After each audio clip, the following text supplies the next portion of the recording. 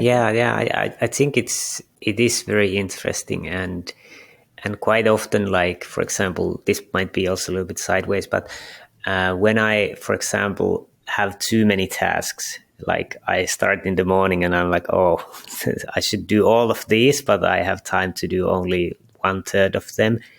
I usually start doing nothing. I go for a walk and the things kind of prioritize in my head, and I understand that half of the things I don't need to do. I can maybe go around them somehow.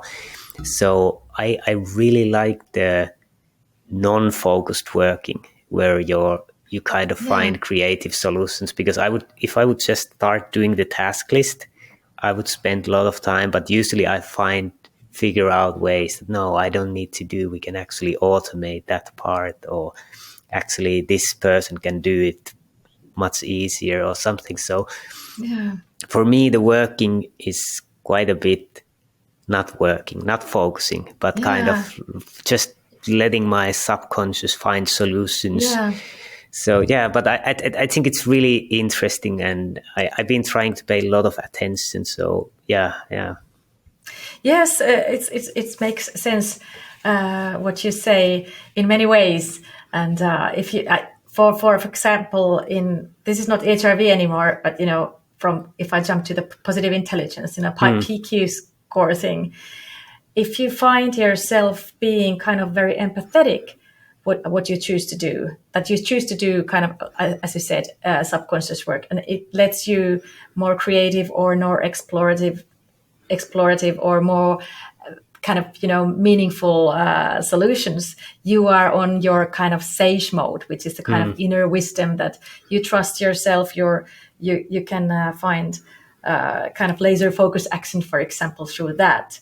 So if you notice that I'm cool, I can be here, I can work like this, and it's all fine. I don't have to overwork, and it's all fine. You can sense that very, very, very clearly in your body. But if you start sensing that I'm not doing enough, I should do something else, and maybe I'm not thorough enough with this, that's from the stressful part, and you learn to sense that.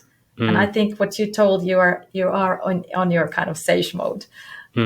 This is very interesting discussion. But you also mentioned before that you see kind of material you develop for your coaching as a technology, and it helps to scale your business. I think that's a really interesting discussion. So could you tell your thoughts about this? Oh yes, of course, because my background is from management and leadership and communication, development, and also advertising world. I was 20 years running advertising business, and then I was 10 years running a network with leaders and so on as a managing director. So I have a very, very thorough experience from that field, and this is what I am able to combine now to the coaching approach.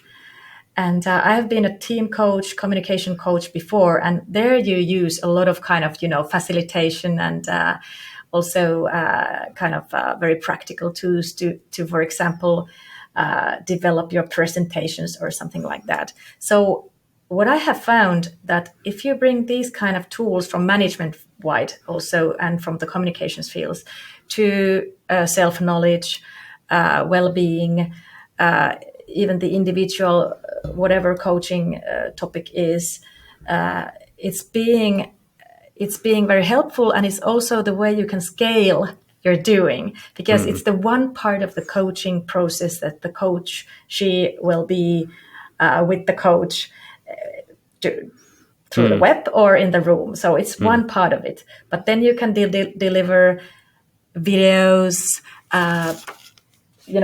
books and all kinds of, manuals, or I have even play cards of this philosophical topic.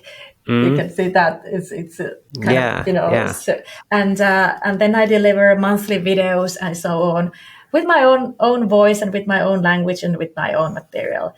And this is because I have the knowledge from my background. So this is because you asked in the beginning, the first episode, that what would be my kind of a helpful thought for for coaches to begin to enlarge their view or team for coaching, I wouldn't skip this, material part. So because clients as companies can use them, I freely give them the material to use in their inside house things, teamworks, meetings, development days, and so on. And then individual, when he leaves or she leaves this room or web, I can offer my tools immediately that this could be something for you, and so on. So it's very important part. And how would you advise people who haven't done any material to support their coaching? How should they start? How do they find time to do it? How do they find kind of courage to do their own material that they can actually scale their work? If I can be humoristic here, I say hire a coach to do that with you. So, but anyway, I do coach coaches who are in this spot in their career. So first we of course explore what's the niche and unique thing for this coach, because it can't be anything you just add on. It must be that it's something you really have experienced yourself from your life. And what is important for you. For example, if it's a one theme, I, for example, have now one coach who is developing to be strength coach. The topic of strength is very large, and we work together with her, and she works for herself to find different kind of things about strength, and then it's the topic that kind of rules what kind of material to deliver, but also to start from something. If you don't write a book, you can perhaps have 2 tools for your coaching that is working very well for yourself, so that you can be yourself in the sage mode and trust that this tool kind of works, and then you can add on. So start from something, but if you always go with the blank paper, that's also one style, but it's hard to scale. Yeah. And you showed that you have done printed material. You showed that you have some kind of playing cards. You said that you are making video. What do you think, which one is best for which case? What do you think is best to start with? What differences you have noticed with creating those, and how your customers use them? Yes. This is very, very, very nice to answer these questions, because this is almost kind of developing my business here also. So thank you, Olli. So this is that what I've noticed that big companies, because I also, for example, this one, which I don't really use my references, but it's not a secret. I have services for a big paper machine factory which is worldwide, Valmet, and it's very international. So there, we have done it all. Some people need to have videos, some people need to have PowerPoints and books and tools and cards and facilitation seminars and so on. And for example, there in a global, worldwide company, the videos are very much liked, because they are approachable and people can see them in their mobile phones, and a monthly video or weekly video is a very good platform for them. Or, for example, this kind of a podcast. But if I work with an individual personally, I would say that after every session on the process, it's very good to have something concrete to offer. Like, I don't give the 100 toolbox for everyone. It's like what you, Olli, I would just suggest for you. I have a tool for walking in a philosophy. So I will offer it to you after the discussion. I will send it to you. Perfect. And I will invite you to explore your walking with that tool. So it's 1 pager. Yeah. And for you, it takes maybe 5 minutes or 5 days or 5 years to explore with that tool your walking. But that would be individualized tool for you after this session. So yeah, no, that sounds interesting. I think I have done something with the reflecting on my walking. But I think when you have a tool that's concrete and has actually steps, I think it will be interesting. So I will post how I felt about that. So you have started also doing videos. How did you feel staring at the camera and talking to the lens? Like, I think this is a problem many people have. The lens is kind of, it's a vortex. It kind of takes your energy away in the beginning. How did you feel? Yeah. Well, even if it doesn't sound in English, because my English isn't my native tongue, as you could hear, I am a professional performer. So this is what I studied in the university 20 years ago. So it was no issue for me to kind of be in front of camera. But to be honest, still, when you want to have quality material for your clients, there is a very kind of high line what you want to deliver. So it is still difficult. And but I would say that, for example, my videos, they don't only have my my face and my voice. I do have the feedback, for example, from this program I just flashed, is that it's very nice that it has pictures from the nature, horizontal pictures, for example, and pictures from forest and water. Because I come from the advertising field, so I know what kind of pictures kind of go into what kind of topic. So I hear if my client says that I don't want to see your face, even it's pretty, but I want to see the horizontal picture with the lake. That's fine. Yeah. So I kind of explore with clients. Yeah. So you have studied this in communications, how to create videos, how to communicate. What would be your tip for health and wellness coaches if they have never done a video for this kind of purpose? How should they? How would you script the idea? How would you record? What kind of tips you could give to get out of the awkwardness of staring at the lens and talking by yourself? Well, this is what I also do for another profession. I am a full-time coach, but I do coach on communication or presentation. So my quick tip or pitch for presentation or videos for well-being coach is that narrow your topics. So don't try to do everything in one video, but don't be too narrow. So for my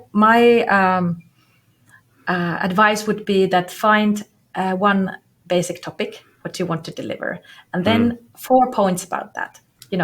If you have a 5 minutes video, you can even in that have 4 points. If you have an hour video, you can only have 4 points in that. So kind of be structured with the content. That's the first thing, that kind of dig into your content. And of course, start with the, not provocative, but with something that wakes people up. And then you can go deeper into that for a little while, and then close it with as inspiring end as you could imagine. And, don't be critical on yourself under the camera, because no one else will be. It's the self-talk that is critical. So, and use pictures, not only, words and sentences. And make tryouts, have small audium to have a tryout. I fully agree. And I think practice is important. Like, just start doing, and you will learn, and you will get rid of the awkwardness of talking to camera when you just do it enough. So I think that's really important. And if you feel more comfortable talking, if, for example, wellness people are often very sportive, or at least they want to present them, so then do stand. And don't hesitate to move a little, even if, some communication professionals would say that don't move because it's unstable. But if it's natural for you, come from your natural mode and not something which is taught in the book. Yeah, and I have noticed that when you're talking, I have now a webcam, so it has kind of a small eye or small lens, Yeah. that it's easier to talk and for the smartphone. But when you actually have like a proper camera that has like the big lens, and it's kind of you see through it. Yeah. If you end up watching that, it's kind of whoa, it's more difficult. So Yeah. I think it's easier to Yeah. talk to a webcam or But to be honest, this is a kind of business advisory part. Do invest to cameras and extra cameras and extra screens. It's so much easier to be with than just with the laptop camera and laptop, because the quality of cameras and this audio equipment and stuff are so good nowadays. So it will make a difference if you invest on that. yeah, and our podcast listeners don't see Tuuli's background there, but she has a very professional looking background. When I had my first talk with you, I was right away like, whoa, she's professional. Like, you know, the background, it makes a huge difference. Like, I'm now have a white wall behind me. If you compare our professionalism from the background, it's a totally different impression. And I think if you're charging quite a bit of your coaching, you also need to look professional. And I think it's really important. And usually people go against the wall when you don't see anything, but we want to have like a view like you have behind, that it's three-dimensional. It really looks, and it shows that you have a nice space for coaching. I think it Yeah. really creates the Oh, professionalism. thank you. I love this studio myself, and it's a very good feng shui here. The lights and everything. But it's also not how the coach's appearance is on the camera, I think. But it also offers the viewers, the watchers, something to grab on, because quite many times in coaching, for example, I could now ask Olli from you that if you look at the background, what you see, and you think about your next walking, you're going to explore your walking in an open way. We don't say how, or you don't say how, but what would be the thing you pick from the background? What would relate to that thought? For me, I think it's the flowers, and then I kind of relate to the nature. And maybe you have a drawing board, or is it the painting? I think that's kind of the more artistic side, and kind of calmness and balance in the background. So I think it kind of creates a really balanced feeling and relaxed feeling. Yes. Yeah. Yes, and now you can take those words and this picture to your walk and kind of explore how it's speaking to you there. So this was just a small demo that, of course, the background is for clients to explore something. Sometimes I have something else that if there is a rainy day, it might affect on your topic or whatever it is. So. But I think as a point here, if you are making material, start with something, but in the longer run, you want to pay attention how professional you look. And for example, background makes a huge difference, and especially the sound quality. You want to have a good microphone. The video is not even so important. People don't want to listen bad sound. So I think that's really, really important. Yeah. And to add to the material that I think that I want to add here is that if you have a kind of I don't say how do you say that in English, kind of punainen lanka, red line, Yeah. what you how do you understand the bigger picture? I say golden line because it's an important color for me in a psychological way, the golden. So if you have something like that behind you, you have a little bit designed your own approach, then, or you have to pick someone else's that is good platform for you. You will always have a bigger kind of surface what you're doing, and then you can create more freely in the moment and with your material. But you can also offer always something else. If something is not working, some material is not working, or some questions are not working, or something is not working, so that you have more on with your golden or red line. So this is something to work all the time. It's not like it's ever finished. Yeah, yeah, and when we started, we talked about this material and that it helps to scale your business. How would you advise to use the material to scale the business? Is it always accompanied with your coaching, or do you use it also individually, just as for example, as a digital tool? Yeah, well, that's a good question to think about. Because there is only limited hours in the week, for example. So I am now testing to deliver kind of only educational video material about these topics with one partner, bigger partner in Finland, and it will be in Finnish.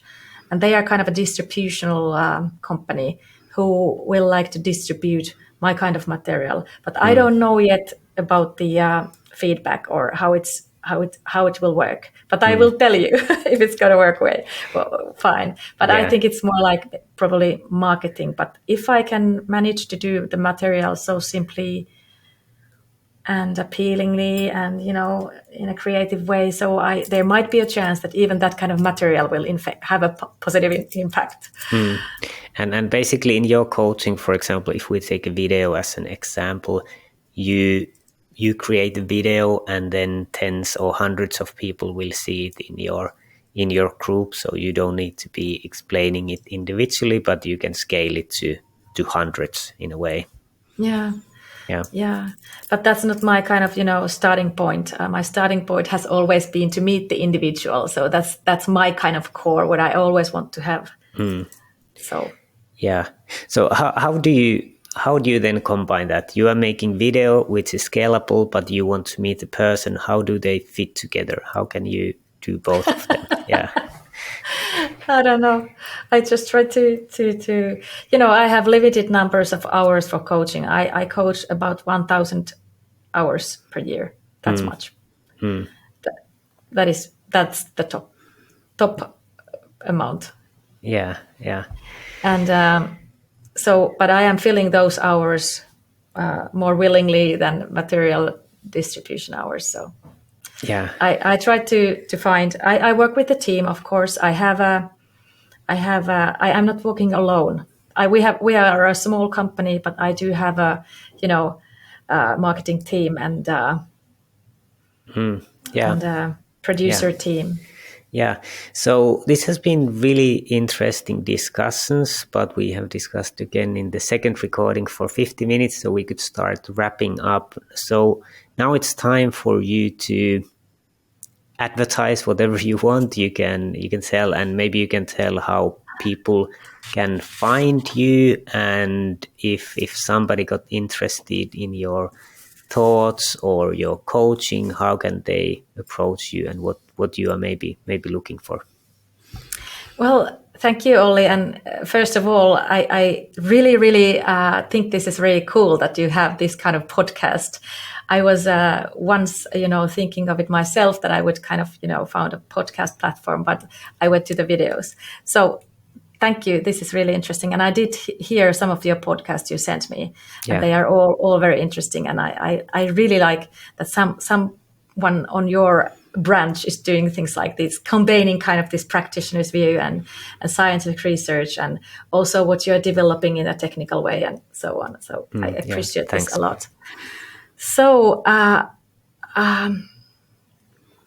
well, my slogan for my company is lift people, or lifting people and business. So I really think it's for me necessary to kind of keep them in the same box, that they are different branches. So I am a businesswoman, but I think that businesses can be helped, developed, evolved, transformed through coaching and individual coaching, and very deep one. This philosophical method, I think, is also very is good for, and also always working with individuals, but also in companies. My webpage is thewind.com.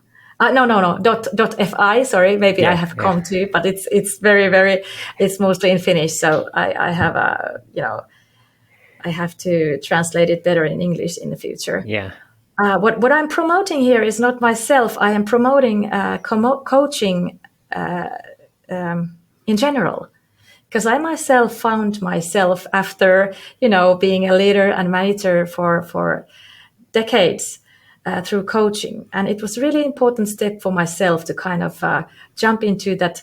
I went to California-based, Stanford-based coaching education and networks, and my colleagues, most of them are from there. So I found a very, very great platform for myself to develop myself and even my business, and also to kind of serve others. My coaching approach is kind of, despite the philosophy, it's service-based. So I want to be on service with my own creativity and abilities for others. So, but if you're interested about coaching, just find yourself a coach and find what coaching can do for you, and that's how it goes. You have to experience it in a concrete way. Yeah, that's good. So the website was thewind.fi if you want to check more. Yeah. Yes, and ECG measurement is someone is because we started on that. Yeah. We have a different website for that. It's the clues.fi. CLUES. Yes. Yeah. Yes. .fi. Yeah. So you can check. I can put that in the podcast episode description. But yeah, perfect. Thank you, Tuuli. This was a really interesting discussions, and I think we could maybe do even one more recording once, some other day. Not now, definitely. I have to take my walking break now. Yeah, we've been talking for a long time, but this was brilliant. Thanks a lot for taking the time for this podcast. Thank you, Olli, and all the best wherever you go with your body and mind. Perfect.